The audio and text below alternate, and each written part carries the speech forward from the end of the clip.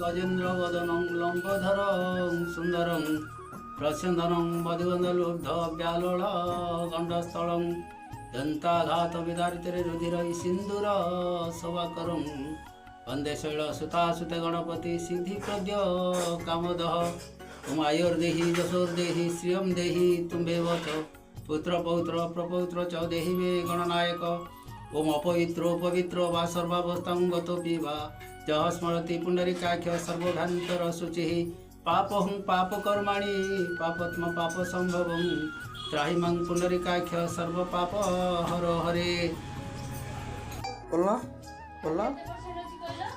ॐ गात्रं श्वासितं च हसितं हस्ते कपालसितं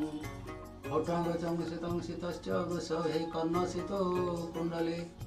गंगे फिनुचिता जटा पशुपते चंद्रसितो मूर्धनि स्वयं सर्वसित ददाति विभवं पापक्षयं सर्वदा।